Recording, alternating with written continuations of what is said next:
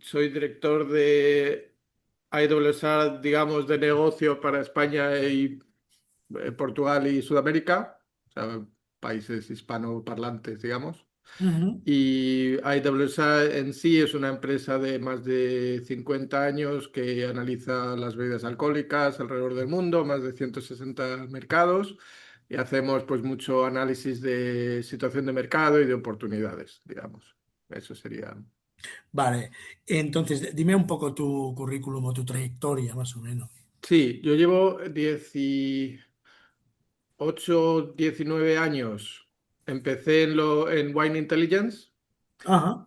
y estuve en Londres muchos años, ahí fue director de investigación. Luego Wine Intelligence fue comprada por IWSR y Ujú. WSR.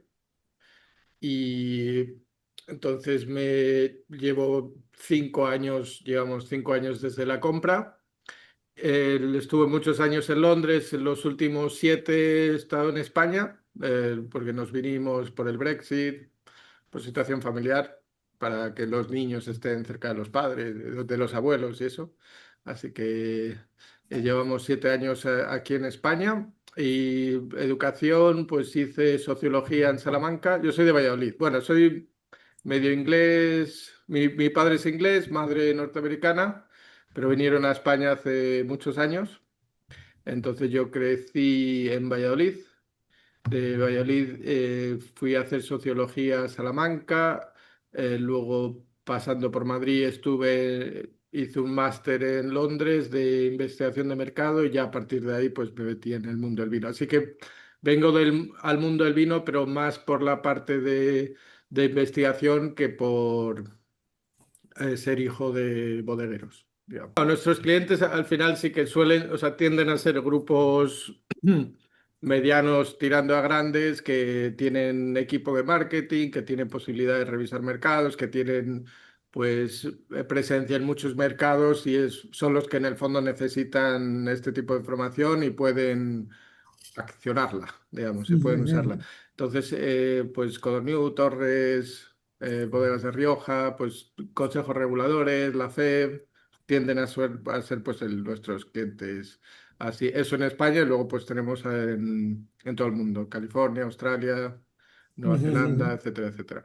Sí que la empresa, claro, lo bueno de Wine Intelligence, hacíamos muchos informes de vino, porque nos especializábamos en vino. La limitación que teníamos era que al ser llamadas Wine Intelligence, pues ibas a hacer un informe, una propuesta para alguien de Ginebra y te decía, claro, es que sois los de Ya. vino, ¿no? Entonces, la compra por parte de IWSA nos ha permitido, primero, comparar cómo está el vino dentro de otras categorías, lo cual es muy útil para ver cuál es la canibalización, si perdemos consumidores, dónde van, cuáles son, o sea, para tener una visión más amplia y también para poder trabajar más categorías.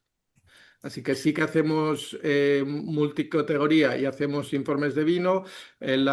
Tenemos una base de datos digamos, la más grande, 160 mercados, volumen, valor, precios por marca, por distribuidor, etcétera, que se actualiza pues una vez al año con luego dos otros updates, digamos tres Ujú. updates al año, y luego informes de vino pues vamos publicando todo el año. O sea, en más de, creo que hacemos pues la base de datos en 160 mercados y luego foco, vino, digamos 35 o 40 mercados al año. Vale, entiendo que es información. Es decir, aquí, por ejemplo, nos llegan pues, informaciones como Nielsen, ¿vale? Ujú. Que cubren código de barras de cada Sí, alimentación, básicamente, ¿no? Dicen que llegan a la Oreca, pero esto no me lo creo demasiado, ¿vale?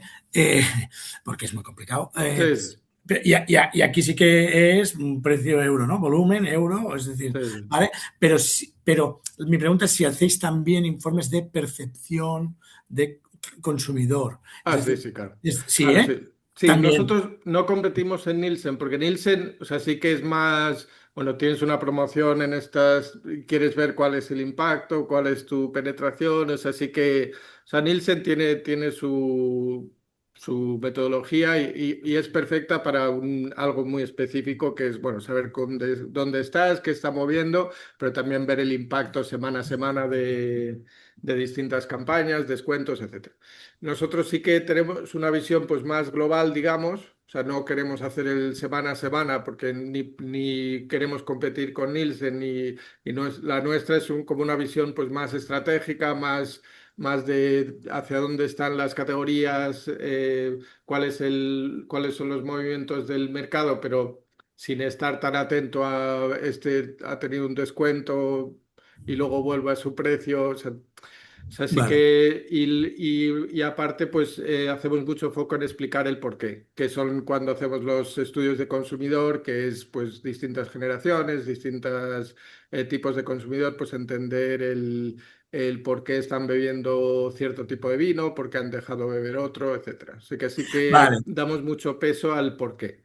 Si tuvieras que hacer un DAFO del sector a nivel macro, de decir, ostras, qué debilidades ves y oportunidades, ¿no? O un poco fortalezas y oportunidades, ¿cómo lo ves? Sí.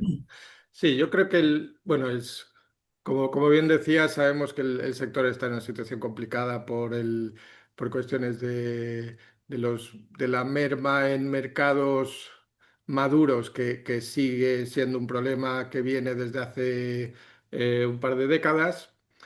Lo que pasaba antes es que ese decrecimiento en mercados más maduros pues se veía compensado por crecimientos en China, en Estados Unidos, en otros sitios, así que digamos la tarta total seguía creciendo porque el crecimiento en algunos mercados compensaban el decrecimiento en otro, pero eso dejó de ser así en los últimos 10 años. Y sobre todo desde de los últimos 5 años, pues China decreció brutalmente, Estados Unidos dejó de crecer al ritmo que venía creciendo, así que ya no vemos que la situación general, el crecimiento en algunos sitios ya no compensa el decrecimiento. Y lo que hemos visto es bueno, yo llevo, como comentábamos, llevo 18, 19 años en el sector, entonces ya es la segunda crisis que vivo después de la del 2008, desde el punto de vista del consumidor o crisis económica. Y lo que vemos es que el consumidor se está comportando de una manera muy diferente ahora como lo hizo en 2008-2009. 2008-2009, ¿qué pasó? Pues hubo un cambio de categorías, hubo un cambio de precios y hubo un cambio de lo que buscaba el consumidor, pero el consumidor quería seguir bebiendo vino. O sea, los Es, volúmenes, sí, es decir, bajo el valor de compra, para entendernos, ¿no? sí, y cambió el tipo de producto, porque bueno, lo que vemos, el volumen crece, pero sí que es cierto que fue la explosión del value for money, que el value for money estaba representado por Yellowtail Barefoot, estaba representado por Prosecco, que antes del 2008 su presencia internacional era prácticamente cero. Entonces, y Prosecco dijo, el consumidor quiere seguir bebiendo, pero no quiero ver champagne, entonces pues me meto ahí en como ofreciendo el value for money, también con un estilo un poco distinto y todo eso. Pero entonces el consumidor quería seguir viviendo, pero fue la oportunidad de Chile, fue la oportunidad de marcas masivas, fue los supermercados los que realmente crecieron y fue ese cambio de tiendas especializadas a supermercados más masivos, de descuento. Entonces, eso vimos en 2008, que el consumidor tenía el apetito o la sed de seguir bebiendo, pero quizá ajustó acorde a su economía. Y fue eso, la oportunidad de muchos players que les fue muy bien. Chile, Australia, marcas californianas, Prosecco. En esta crisis, como sabes, es muy diferente porque el consumidor no ha dicho voy a beber lo mismo o más, pero más barato, y lo que ha dicho es voy a dejar de beber para ciertas ocasiones. No voy a lo que está sufriendo, sobre todo son los vinos baratos, así que no estamos viendo ese cambio de caro a barato, estamos viendo un cambio de hecho, todo es más caro. Voy a mantener lo que pueda. Económicamente no estoy tan bien. eh, por cuestiones de lifestyle que podemos hablar luego, pues no voy a beber tanto, ya aprovecho después del COVID, me cuido y lo que sea. Entonces estamos viendo pues mucho que si bien no es, la coyuntura económica es quizá la más importante para explicar el descenso del consumo, otras categorías pues son más caras y vamos a primero comprar pollo y frutas antes Que que vino. alcohol, pero sí que vemos que se ha juntado con otros cambios de lifestyle y cambios generacionales y que hace que sea un momento pues bastante delicado el sector donde no vemos ese apetito por mantener el consumo que veíamos antes, sino que los mercados pues están descendiendo. Si tuvieras que rellenar el DAFO y poner oportunidades, es decir, ¿dónde estamos? ¿Qué recomendarías a las bodegas? Esa es una pregunta complicada, ¿eh? De hecho, o sea, si hablas con bodegas, están las que tienen evidentemente su producto, digamos, tradicional y les va regular o mal. Hay otras que les preguntas y dices, me van bien. Dicen, ¿y qué es lo que te va bien? Ah, pues lo que va bien son las sangrías, los no sé qué, los no sé qué. Y los que han pues invertido en ese tipo de segmentos que son los que están creciendo, o sea, ready to drinks y low no son segmentos que dentro de la bajada general pues son segmentos pequeños, pero en crecimiento, pues evidentemente pues hay una pequeña oportunidad ahí.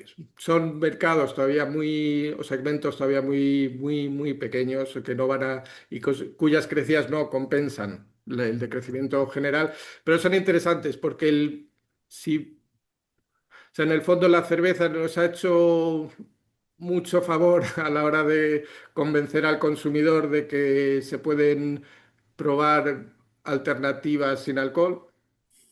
Los spirits están muy interesados en estas categorías.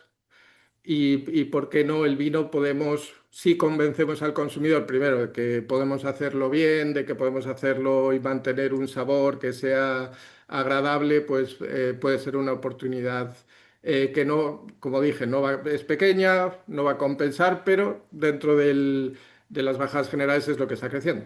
Así que sí que pero es curioso, pero en España podríamos decir, somos tradicionales, pero mira la cerveza sin alcohol. O sea, España es uno de los países con mayor penetración de consumidores de productos sin alcohol. No es vino, es cerveza, pero o sea, el consumidor, si se hace mucho trabajo y se le puede, se tiene un producto que realmente pues, es agradable y eso, pues, ¿por qué no? Yo creo que en el fondo, más que ver el producto, es ver la necesidad del consumidor. O sea, el consumidor, ciudades, centros urbanas y familias pequeñas o singles Ujú. o lo que sea. Bueno, yo creo que evidentemente la bajada, pues es subidas de alquiler, explica gran parte. Inflación, Sí, la sí, inflación, etcétera. Sí, sí. sí, sí. Yo creo y también hay mucho de cuidarse. Lo que vemos es. O sea, el gran cambio social de los últimos 100 años, básicamente venimos de una estructura social basada bueno, en gran parte en la familia, que era como familias pues muy extensas y que desde muy joven pues trabajaban y eran productivos pero tenías muchos, luego pues muchos lamentablemente no sobrevivían, pero digamos pues teníamos pues mucha descendencia. Y ahora, pues, claro, la natalidad está en 1 o 2. Entonces, ¿qué es lo que pasa cuando tenemos 1 o 2? Pues que ponemos mucho foco en los hijos y a la vez vivimos mucho más que antes. Entonces, vemos que la moderación está pasando prácticamente todas las generaciones. Porque la gente mayor, porque vive mucho más y siente que puede hacer mucho más que antes, con 80 años, pues sigue 70, pues sigue viajando, sigue haciendo maratones incluso y cosas que antes eran inimaginables. Entonces tenemos generaciones mayores que quieren moderar porque quieren sentirse bien. Tenemos generaciones intermedias que con 40 50 años siguen comportándose como cuando tenían 20 o 30. y quieren salir de fiesta y tomarse sus chismes y socializar. Y entonces ahí, claro, tienes esa intención de socializar, pero luego el cuerpo quieres cuidarle. Entonces no le maltratas tanto como antes, ¿no? O no te deja el cuerpo. Bueno, el ocio ha cambiado, digamos, más de pantallas y menos de estar en la calle. Entonces vemos que para distintas generaciones el vino sin alcohol o productos sin alcohol, que no tiene por qué ser vino, pues tiene su razón de ser por distintos motivos, por envejecer mejor, por sentirse mejor, por levantarse por la mañana y estando mejor, por mantener el control, por lo que sea. Pero al vivir más, estamos cambiando un poco la percepción de tiempo está haciendo que cambiemos nuestros hábitos porque pensamos que vamos a llegar a más años y queremos pues cuidarnos un poco más. Si te leí en LinkedIn o algo o similar y lo reflejé en mi newsletter, que, que en realidad en Estados Unidos la generación, no sé si la Z o, ¿vale? O generaciones más jóvenes, tampoco están dejando de beber tan bestia, ¿no? Sí. Que realmente, si miras desde hace bastantes años, está más o menos el consumo de botella por habitante, para entendernos, ¿no? Algo así. Está más o menos equilibrado, ¿no? Cuéntame un poco esto. Sí, bueno, hay dos cosas en eso. La primera es que las generaciones, bueno, por eso cuando la reflexión anterior, digamos, hablamos de que todas las generaciones están cambiando sus hábitos, porque sería muy fácil decir, es solo la generación Z que no está bebiendo, ¿no? O que no se está incorporando en la categoría, o como lo podamos llamar. Pero lo que vemos no es tan así. Lo que vemos es que todas las generaciones están cambiando sus hábitos de consumo y sí que es cierto que la generación Z había un momento en que no se había incorporado a la categoría tanto como la media, pero ahora sí que se ha equilibrado. Entonces sí que en cuanto a penetración, en cuanto a consumidores de la generación Z con edad legal para beber, que son los que estudiamos, pues digamos, prueban el alcohol pues tanto como el resto, lo único que sí que lo están haciendo pues de una manera diferente. O sea, no es que no nos hayan probado y sean todos abstemios, o sea, nos han probado, pero dentro de su vida social pues tienen otros gustos también, que no teníamos nosotros, y tienen otras opciones. Y ahí sobre todo los ready to drinks es un reto, o un competidor fuerte nuestro, por ejemplo, pues eso, fui a Londres el otro día para una reunión de trabajo, yo me pedí una Guinness y mis compañeros de trabajo, algunos más jóvenes, bueno, la mayoría más jóvenes, pues que se pedían una bebida con burbujas, que cero alcohol y que tenía CBD. No, entonces estábamos en un pub y el único con una pinta normal era yo. Y el resto de jovenzuelos se bebían ready to drinks que sí que les daban pues un pellizco, digamos, pero no tenían contenido alcohólico. Entonces, o sea, la generación Z sí que ha probado vino, evidentemente sí que lo bebe, pero tiene muchas otras alternativas a su disposición. Entonces, Mm. no es que no nos haya bebida, es que tenemos que convencerles y tenemos que adaptarnos un poco para ser parte de lo que ellos buscan, ¿no? Pues, Ya. En cuanto a momentos de consumo, Juan, yo en los barómetros lo que veo es que el momento de consumo vino se ha quedado en comida, en casa, en celebración, y en cambio hemos perdido, pues, after sí, work, yo qué sé, chiringuitos de playa, conciertos, todo esto está perdido. El consumo es muy bajo aquí. sí, Eh, sí.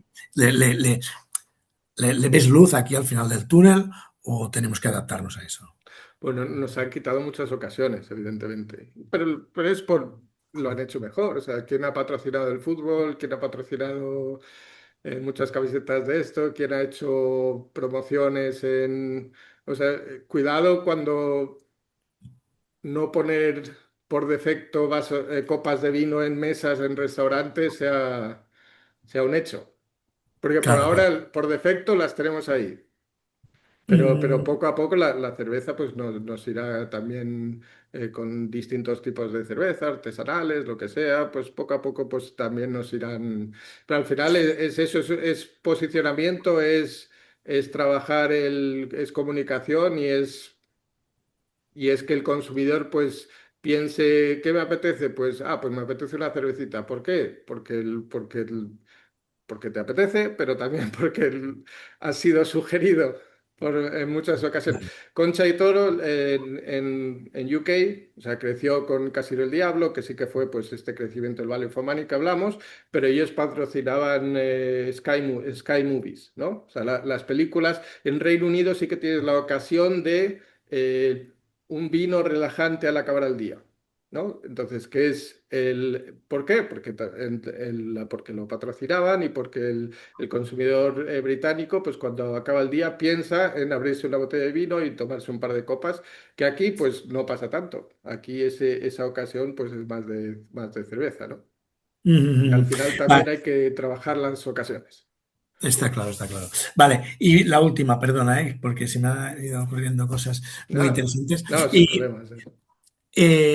también el barómetro, tema drivers de compra, veíamos que, bueno, que está la denominación de origen, ¿no? Que Ujú. está la marca a veces, que Sí. está el precio, ¿no? Háblame un poco de esto. Sí que veíamos que el tema de la sostenibilidad, por ejemplo, que pusimos foco en este último, todavía no era muy apetecible aquello de comprar, o no era un driver de compra muy claro. ¿Eh? Sí. Coméntame un poco esto desde vuestra Sí, óptica. sí, o sea, ese tipo de estudios le llevamos haciendo en Wine Intelligence desde hace mucho tiempo. Sí que varía por mercado, evidentemente, pues mercados anglosajones, la variedad es el número uno, y en países como España, pues puede ser la región.